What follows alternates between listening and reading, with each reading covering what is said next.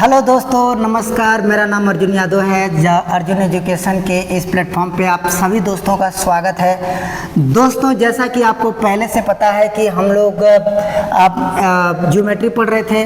मैंने बताया था कि क्या आप जानते हैं ज्योमेट्री की इस दुनिया का शुरुआत कहाँ से हुआ था, और यूक्लिड के बारे में डिटेल एनालिसिस इसी वीडियो में किए थे और इसी चैनल पे ऑलरेडी उसका एक वीडियो डाले भी हुए हैं। तो दोस्तों, आज हम बात करेंगे, उसी बात को आगे कंटिन्यू करेंगे। ये हमारा लेक्चर नंबर दूसरा है और यूक्लिड ज्योमेट्री का, जैसा कि हमने बताया था कि यूक्लिड का 7 एक्सियम्स और 5 पोस्टुलेट क्या होते हैं, इसके बारे में हम बात करेंगे। और एक्सियम और पोस्टुलेट में कॉमन डिफरेंस क्या होते हैं, इसके बारे में बात करेंगे। दोस्तों, जैसा कि आपको पता था कि मैं पहले यूक्लिड के बारे में डिटेल एनालिसिस बता चुका हूँ। द फादर ऑफ ज्योमेट्री किसे कहते हैं, तो यूक्लिड को कहते हैं। ज्योमेट्री के छोटे छोटे पॉइंट्स को खोज किसने किया, तो यूक्लिड ने किया। और उसी यूक्लिड ने ये एक्सियम एंड पोस्टुलेट के बारे में बताया था। और आज हमारा टॉपिक और आज का हमारा टारगेट है यूक्लिड के इसी 5 पोस्टुलेट और 7 एक्सियम के बारे में। तो दोस्तों, जैसा कि आपको दिख रहा है कि ये जो एक्सियम एंड पोस्टुलेट हैं, ये बहुत ही महत्वपूर्ण है इस चैप्टर के।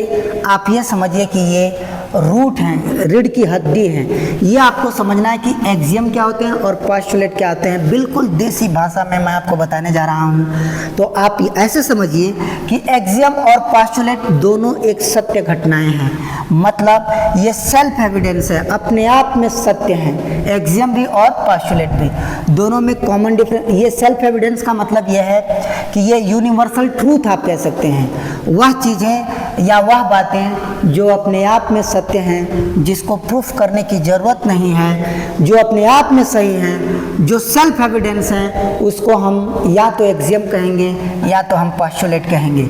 जैसे अब उन्हें प्रूफ करने की ज़रूरत नहीं पड़ती, तो फिर दोनों में अंतर क्या है, एक्सियम कौन से हैं और पोस्टुलेट क्या हैं। तो ये जो एक्सियम्स होते हैं, ये होल मैथमेटिक्स में यूज़ किए जाते हैं। ये पूरे गणित में यूक्लिड के 7 एक्सियम्स कहीं भी काम आ जाते हैं, इसको प्रूफ करने की ज़रूरत नहीं है। और पोस्टुलेट में डिफरेंस क्या है, तो पोस्टुलेट जो होता है यह ओनली और ओनली केवल ज्योमेट्री में यूज़ किया जाता है, केवल ज्योमेट्री में, और इसके अलावा कहीं नहीं। तो जो यूक्लिड का 7 एक्सियम, मतलब यूक्लिड ने 7 एक्सियम बताया था और 5 पोस्टुलेट बताया था। और आज के इस वीडियो में मैं इसी के बारे में डिटेल एनालिसिस कराऊंगा। उसके बाद से एनसीईआरटी के सवाल पे डिस्कस करेंगे, यूपी बोर्ड इंग्लिश मीडियम के सवाल पे डिस्कस करेंगे, उसके बाद आपका सीबीएसई बोर्ड के भी सवालों पे डिस्कस करेंगे। तो लेट अस स्टार्ट कि वह क्या है 7, मतलब एक्सियम और पोस्टुलेट क्या है। जैसा कि आपको पता है, fact through out the mathematics, मतलब कि पूरे मैथमेटिक्स में जहाँ यूज़ हो जाए वहाँ क्या होगा, एक्सियम।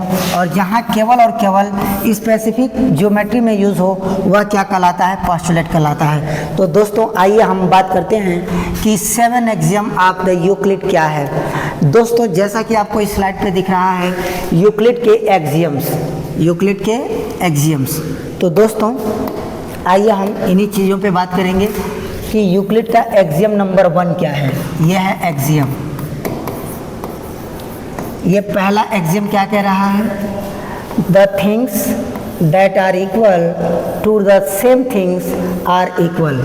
इसका क्या अर्थ है, इसका अर्थ यह है दोस्त कि यदि a बराबर c है और b बराबर c है, मतलब यह है कि अगर दो चीज़ें आपस में इक्वल हैं, a बराबर c है और b बराबर भी c है।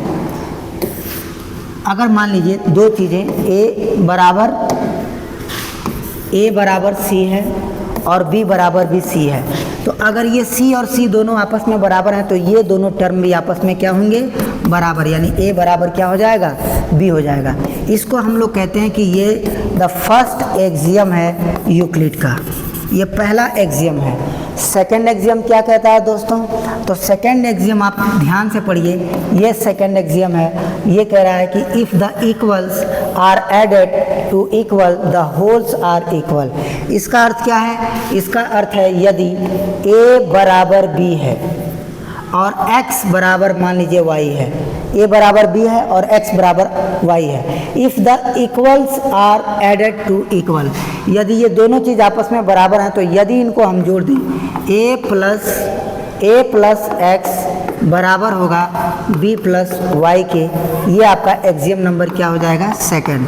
जैसा कि आपको एग्जाम्पल में यहाँ लिखा गया है कि a बराबर b है और c बराबर d है, तो इसका मतलब है कि a बराबर b है और c बराबर d है। तो अगर हम a प्लस c ऐसे कर दें तो b प्लस d के इक्वल होगा। यही एक्सियम नंबर क्या है, सेकंड है। तो उम्मीद करते हैं दोस्तों कि ये यूक्लिड का सेकंड एक्सियम आपको अच्छे से समझ में आ रहा होगा।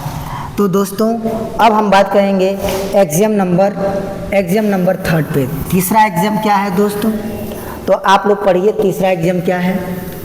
तो तीसरा एक्सियम आपको अच्छे से बताया गया है, लिख भी दिया गया है। If the equals are subtracted the remainders are also equal. इसका मतलब क्या है, यदि a बराबर b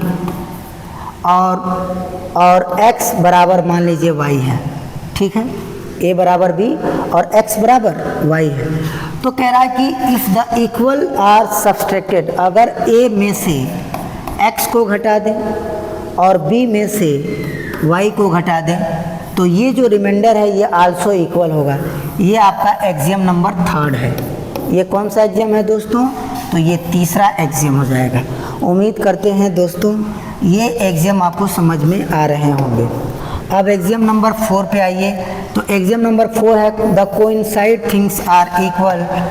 coincide things are equal, जो चीज़ें आपस में इक्वल है, मान लीजिए अगर ये a है और ये b है और ये 5 सेंटीमीटर का कोई लाइन है और 5 सेंटीमीटर का एक दूसरा लाइन x और y है, तो ये भी 5 सेंटीमीटर का है, तो ये कोइंसाइड हो जाएंगे, यानी इसके ऊपर ये रख दे तो ओवरलैप हो जाएंगे, कोइंसाइड हो जाएंगे। ये आपका एक्सियम नंबर 4 है। पांचवा एक्सियम क्या है, तो पांचवा एक्सियम बहुत आसान है दोस्तों। पांचवा एक्सियम है the whole is greater than a part.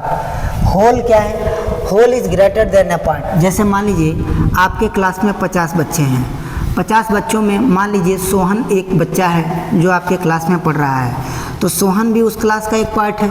Sohan को अगर पूछा जाए कि सोहन आप होल से बड़ा है या छोटा है, तो आप कहेंगे ऑब्वियसली छोटा है। क्यों, क्योंकि पूरा क्लास का वो पार्ट है, तो पार्ट हमेशा संपूर्ण से क्या रहता है, छोटा रहता है। एग्जाम्पल से इसको समझते हैं, आपको और बेहतरीन समझ में आएगा। जैसा कि मान लीजिए आपको हम पहला ही एग्जाम बताए थे कि मान लो ये भैया पहला एग्जाम है, एग्जाम नंबर फर्स्ट। ये क्या है दोस्तों, एग्जाम नंबर फर्स्ट है, ये फर्स्ट एग्जाम। जैसा कि अभी आपको बताए the things which are equal, the same things are equal to one another. यानी अगर a बराबर b है और b बराबर c है, तो अगर a बराबर b है, b बराबर c है, अगर ये दोनों चीज़ इक्वल हैं तो a बराबर क्या होगा, a बराबर b होगा। जैसा कि आपको एग्जाम्पल के थ्रू बताया गया है कि अगर ये लड़का a है और ये लड़का b है, ये दोनों अगर आपस में बराबर हैं और b बराबर c है, ये भी c लड़का है और ये भी लड़का है और ये भी b लड़का है, तो अगर ये b किसके बराबर है, a के, और ये b किसके बराबर है, c के, तो क्या हो जाएगा, a बराबर क्या हो जाएगा, c हो जाएगा। और यही पहला एक्सियम कहलाता है। उम्मीद है कि दोस्तों इस प्रकार से आपको समझ में आया होगा। तो आइए अब इससे सेकंड एग्जाम के बारे में एग्जांपल लेके समझते हैं। जैसा कि अभी आपका सेकंड एग्जाम मैंने बताया कि एग्जाम नंबर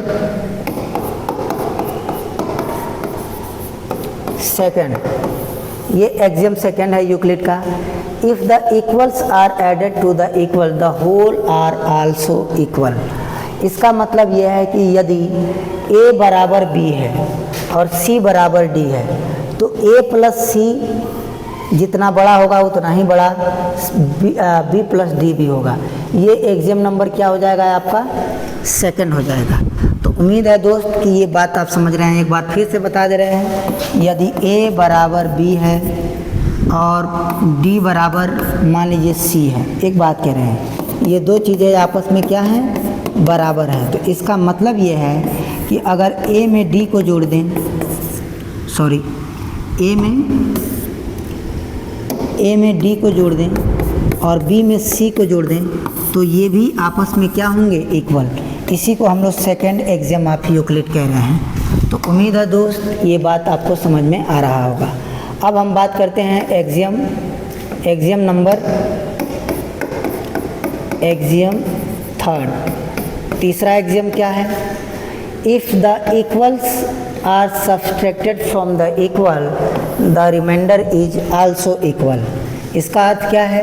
यदि a बराबर c है और p बराबर q है मान लीजिए, तो अगर a माइनस पी कर दें और ये जो रिमाइंडर होगा c माइनस क्यू रिमाइंडर के क्या होगा? बराबर। This is the axiom number third. ये तीसरा एग्जियम आपको मैंने बता दिया। तो उम्मीद है कि ये तीसरा एग्जियम भी आपको समझ में आया होगा। ये हमारा चौथा एग्जियम है, the things which coincide one another the equal to one another. अगर दो चीज़ें आपस में इक्वल हैं तो ये आपस में क्या हो जाएंगी? कोइंसाइड हो जाएंगी, आपस में ओवरलैप कर जाएंगी। अगर मान लीजिए ये ट्रायंगल इस ट्रायंगल के इक्वल है तो अगर एक दूसरे के ऊपर रखेंगे तो ओवरलैप हो जाएगा। क्या हो जाएगा दोस्त? ओवरलैपिंग होगा, यानी एक दूसरे को कम्प्लीटली ढक देंगे। यानी मान लीजिए इस सर्कल का रेडियस भी r है और इस सर्कल का रेडियस भी r है, तो अगर दोनों r और r इक्वल हैं तो एक दूसरे के ऊपर रखेंगे तो दोनों ओवरलैप कोइंसाइड हो जाएगा। इसको कहते हैं एग्जियम नंबर फोर्थ। तो ये एग्जियम नंबर फोर्थ हो गया। ये आपको एकदम ध्यान में रखना है कि पहला एग्जियम क्या है, सेकेंड एग्जियम क्या है, थर्ड एग्जियम क्या है। नंबरिंग भी आपको ध्यान में रहना चाहिए। फोर्थ एग्जियम क्या है, फिफ्थ क्या है, 6 क्या है और 7 क्या है। ये आपको नंबरिंग भी ध्यान में रखना है दोस्तों। तो उम्मीद करते हैं कि आपको ये ध्यान में रहेगा। अब आइए दोस्तों, एग्जियम नंबर हम बात करते हैं फिफ्थ पे। एग्जियम नंबर फिफ्थ पे, the whole is greater than its part.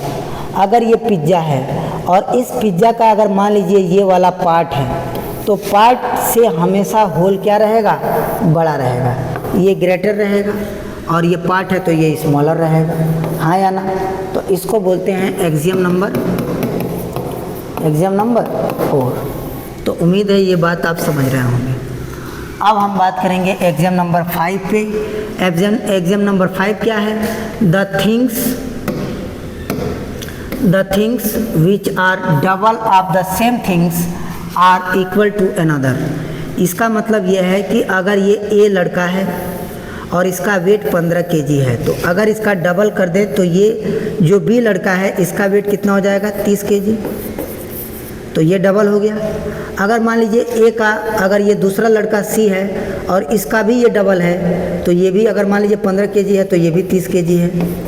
तो क्या आप कह सकते हैं कि b बराबर c? तो ये b बराबर c हो जाएगा।